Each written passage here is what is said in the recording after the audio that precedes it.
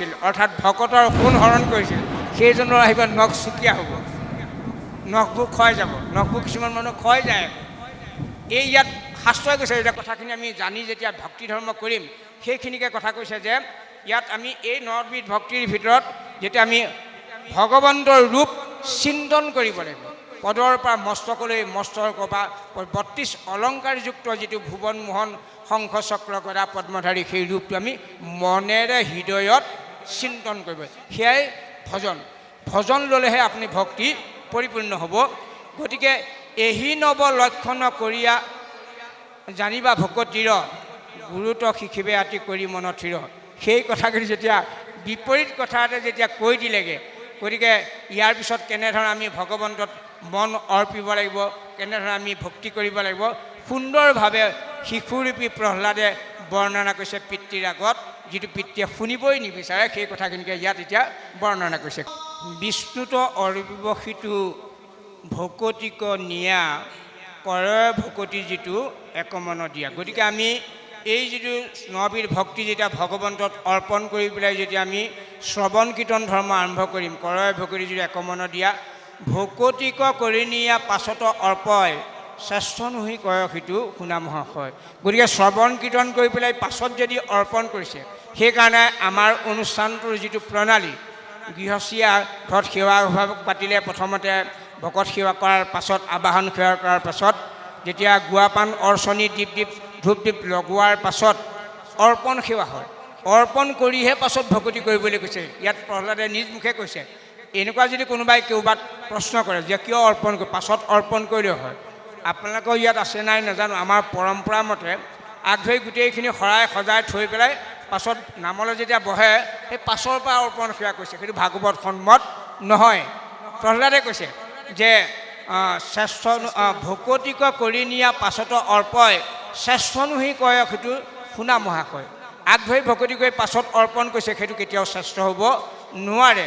যিটো মহাজনে ভগৱন্ত বিষয়ত অৰ্পিয়া সমস্তে, যিটো মহাজনে ভক্তি কৰে একচিতে। গতিকে গোটেই কায় বাক্য মন পুত্ৰ পৰিবাৰ ধন জন সমস্তখিনি ভগৱন্তৰে বস্তু বুলি যেতিয়া অৰ্পণ কৰি আপুনি যেতিয়া ভগৱন্তৰ নাম ল'ব, সেইটোহে শ্ৰেষ্ঠ ভকতি। সেইকাৰণে ইয়াত কৈছে যে ভগৱন্ত বিষয়তে অৰ্পিয়া সমস্তে, যিটো মহাজনে ভক্তি কৰে একচিত্তে আকেশে উত্তম পাঠ, সেইটোৱে শ্ৰেষ্ঠ পাঠ বা সন্ত পাঠ। উত্তম পাঠ হ'ল শ্ৰেষ্ঠ পাঠ বা সন্ত পাঠ। আকেশে উত্তম পাঠ মানে মোৰ মনে বিচাৰিয়া চাবা পিতৃ পৰম যতনে। আতপৰে শ্ৰেষ্ঠ আৰু নাহি জগতত। এই ধৰণৰ প্ৰণালীতকৈ আৰু কৰ্ম শ্ৰেষ্ঠ কৰ্ম জীৱৰ ইয়াতকৈ আৰু শ্ৰেষ্ঠ কৰ্ম একো নাই। এই সন্ত পাঠ মোৰ মানুহে মনে। গতিকে এইটোৱেই সন্ত মহন্ত উত্তম, এইটোৱেই হ'ল সকলোকৈ শ্ৰেষ্ঠ উত্তম কাৰ্য।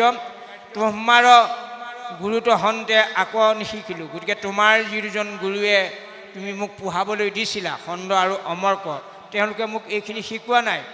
ঈশ্বৰত ভক্তি নাহি নিশ্চয় জানিলোঁ। তেওঁলোক দুইজনৰ ঈশ্বৰ বিমুখ, তেওঁলোক সাংসাৰিক, সেইকাৰণে তেওঁলোকে এইখিনি কথা মোক শিকাব পৰা নাই। হিৰণ্যকশিপুৱে সি বাক্য শুনে। যেতিয়াই ঈশ্বৰ বিমুখী মানুহ এজনে ঈশ্বৰক বধিবলৈ কাৰণে গোটেই 3 লোক ভ্ৰমি ফুৰিছিল, সেইজনে যেতিয়া নিজৰ পুত্ৰই যেতিয়া সেই ঈশ্বৰক ভক্তি কৰাৰ কথা ক'লে, তেওঁ গানোম দাং খাই উঠিল। হিৰণ্যকশিপুৱে সি বাক্যক শুনিল, শুক্ৰৰ পুত্ৰক ক্ৰোধ কৰিয়া মাতিল। তেতিয়া শিক্ষাগুৰু দুজনক অত্যন্ত ক্ৰোধিত হৈ ক'লে, অধৰ কাম্পয়াতি ক্ৰোধৰ বেগত গালি পাৰি ব্ৰাহ্মণক বোলে বাক্য যে গালি পাৰি পেলাই দাঁত মূৰ কামুৰি চুবাই পেলাই খণ্ডামৰ্কক গালি পাৰিছে। ইয়াৰ পাছত কেনেধৰণৰ গালি পাৰিছে পাছৰ পদত সুন্দৰভাৱে বৰ্ণিত হৈছে। বৰ সুন্দৰভাৱে যে ব্ৰাহ্মণক গালি পাৰি কৈছে যে সোণৰে ব্ৰাহ্মণ দুই অধম দুৰ্জন, আকে পঢ়াই বেকতক বুলিলোঁ ব্ৰাহ্মণ। গতিকে তোমালোকে গুৰু হিচাপে ব্ৰাহ্মণ হিচাপে যি শিক্ষা দিব লাগিছিলে, এইখিনি শিক্ষা দিবলৈ মই তোমালোকক দিছোঁ নে মোৰ বিপক্ষৰ তোৰ ভকতিক ধৰাই দিয়ে। গতিকে মই যাক ভাল নাপাওঁ, মই বিষ্ণুৰ বিৰোধ, কিন্তু শিক্ষা দিবলৈ দিয়া ছাত্ৰক তহঁতে সেই বিষ্ণুৰ কথাকে শিকালি। গতিকে এইখিনি শিকাবলৈ তোমাৰ গৃহলৈ মই পঠিয়াইছিলে।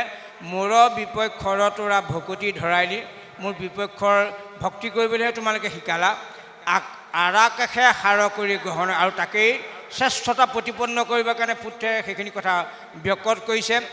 মোকতোৰা সবে অনাদৰ কয়, মোক তোমালোকে অনাদৰ কৰি অশ্ৰদ্ধা কৰি সোণৰে দুমতি বিপ্ৰ আৱেশে নাখিলি। গতিকে এতিয়াৰ পৰা তোমালোক নষ্ট হ'লা, যিহেতুকে মই যিটো কৰিবলৈ দিছিলোঁ সেইটো নকৰিলা, নকৰাৰ কাৰণে তোমালোক এতিয়া নষ্ট যাবা তোমালোকৰ কৰ্মৰ ফলত। যিহেতুকে পৰম অসাধু লোক আছে যত যত, যিমানবোৰ অসত্যবাদী যিমানবোৰ অসাধু লোক আছে পৰম ধৰ্মিষ্ঠ দেখাৰ লোকত, সেইকাৰণে কেতিয়াও ভাও নধৰিব।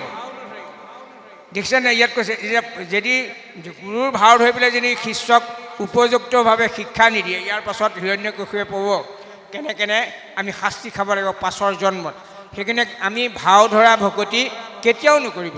কায় বাক্য মানে অপকট শুদ্ধভাৱে ভগৱন্তক ভাবিব। হিৰণ্যকশিপুৱে কৈছে যে তাসম্বাৰ পৰম অসাধু লোক আছে যত যত, পৰম ধৰ্মিষ্ঠ যেন দেখাৰ লোকত অসাধু হৈ পেলাইও ভণ্ড হৈ পেলাই তেওঁলোকে বিভিন্ন ধৰণৰ ফোট লগুণ লৈ পেলাই নিজকে ধৰ্মধ্বজী বুলি পেলাই ধৰ্মগুৰু গাদীৰ গৰাকী বুলি পৰিচয় দিয়ে। তাসম্বাৰ পাতক সবাকো চিনা হয়, সেইধৰণে ভাও ধৰিলে তেওঁলোকক কৰিবলৈ কোৱাটো নকৰিলে কি হয়, ইয়াত সুন্দৰ যে ৰোগৰ ৰূপ হৈ সি বেকত হয়। গতিকে সেই সময়ত আহি পেলাই পাছৰ জন্মত ৰোগ হিচাপে আহি তেওঁলোকৰ গাত প্ৰকাশ হয়। কোন কোন কৰ্ম কৰি কি পাপ কৰি পেলাই কি ৰোগৰ গৰাকী হ'ব লাগে। ইয়াৰ পাছৰ পদত কৈছে যে ব্ৰহ্মবোধি জন আশী ক্ষয় ৰোগী হয়, সুৰাপান কৰে মধ্যে চোতদন্তে পাৱে। গতিকে কিছুমান যদি যিসকলে ব্ৰহ্মবধ কৰিছিল, মানে ব্ৰাহ্মণক যিসকলে বধ কৰিছিল বা জীৱক যিসকলে বধ কৰে, সেইসকলে পাছত আহি পেলাই তেওঁলোক ক্ষয় ৰোগী, অৰ্থাৎ যিবোৰ যাৰ এনেকুৱা ক্ষয় ৰোগটো আছে, যিটো আমাৰ মানে কুষ্ঠ ৰোগটো নহয় দেই, এনেকুৱা এটা কুষ্ঠ ৰোগ আছে যিটোত অংগবোৰ ছিগি যায়। সেই যে দক্ষৰ সাপত চন্দ্ৰৰ যিটো ক্ষয় ৰোগ হৈছিল, প্ৰতিটো অংগ ছিগি যায়, সেইটোকে ক্ষয় ৰোগ বুলি কৈছে। যে কোনোবাই যদি ব্ৰহ্মবধ কৰিছে পাছৰ জন্মত আহি তেওঁ ক্ষয় ৰোগী হ'ব লাগিব। আৰু কোনোবাই যদি সুৰাপান কৰিছে চোতদন্ত হ'ব, দাঁতবোৰ সৰু সৰু হৈ পেলাই সেই নিগনিৰ দৰে হ'ব পাৰিব। তাৰপিছত কৈছে যে ব্ৰাহ্মণৰ সুবৰ্ণক হৰে যিটো জন, দেখি বিদ্য মানে সেইটো মৰৈ নখগণ। যিসকলে পূৰ্বজন্মত ব্ৰাহ্মণৰ সোণ হৰণ কৰিছিল, অৰ্থাৎ ভকতৰ সোণ হৰণ কৰিছিল, সেইজনৰ আহিব নখ চুকীয়া হ'ব, নখবোৰ ক্ষয় যাব। নখবোৰ কিছুমান মানুহ ক্ষয় যায় আকৌ। এই ইয়াত শাস্ত্ৰই কৈছে, এতিয়া কশিপুৰে কৈছে যে ব্ৰাহ্মণৰ সুবৰ্ণকৰ হৰে যিটো জন, দেখি বিদ্য মানে সিটো মৰৈ নখগণ, নখবোৰ মৰি যায়। সি পূৰ্বজন্মত মানে তেওঁ ব্ৰাহ্মণৰ সুবৰ্ণ হৰণ কৰিছিলে। আৰু এই কথাটো জানিব দেই, ব্ৰাহ্মণ মানে জন্মগতে ব্ৰাহ্মণ হ'লে কুলগতভাৱে ব্ৰাহ্মণক নাই কোৱা, এইটো কথা মনত ৰাখিব। আমি জন্ম হৈ আহোঁতে সকলো প্ৰাণী, বিশেষ মানুহৰ ভিতৰত আমি সি লাগিলে যি জাতৰাই নহওক, য'তেই জন্মতে আমি ক্ষুদ্ৰ, অৰ্থাৎ আমি অজ্ঞানী। সংস্কাৰে দিব্য, যেতিয়া জ্ঞান চক্ষুৰ দ্বিতীয় চকুটো অৰ্থাৎ জ্ঞান চক্ষুটো খোল খাবৰ কাৰণে যেতিয়া বিদ্যা শিক্ষা ল'বৰ কাৰণে গুৰুৰ তললৈ বা আজিকালি বিদ্যালয়লৈ যায়, তেতিয়াই তেওঁ দ্বিজ হয়, দ্বিতীয় চকুটো খোল খায়। তাৰপিছত বেদে পাঠেত বিপ্ৰ, তাৰপিছত যেতিয়া বিদ্যালয় গৈ পেলাই যেতিয়া শাস্ত্ৰ অধ্যয়ন কৰিলে, সাংসাৰিক শাস্ত্ৰই হওক বা ধৰ্মীয় শাস্ত্ৰ হওক, এইখিনি জ্ঞান আহৰণ কৰাৰ পিছত যেতিয়া অধ্যয়ন কৰিব, অধ্যয়নশীল হ'ব, তেতিয়াই তেওঁ বিপ্ৰ হৈ পৰিব। ব্ৰহ্মক জানন্তি ইতি ব্ৰাহ্মণ। যেতিয়াই এইখিনি জনাৰ পিছত গোটেই যে কাৰণ সকলোৰে হৰ্তা কৰ্তা গুজে ভগৱন্ত, সেইটো যিজনে যেতিয়া জানিব, পৰম বিদ্যা যেতিয়া জানিব, আত্মবিদ্যা যেতিয়া জানিব, তেওঁই ব্ৰাহ্মণ হৈ যাব। আৰু আপোনালোকে চাওক, আমি দেখাত ব্যাসৰ পিতৃ পৰাশ, আমি যদি চাওঁ ব্যাসৰ পিতৃ পৰাশৰ জন্ম আপোনালোকে জানেনে?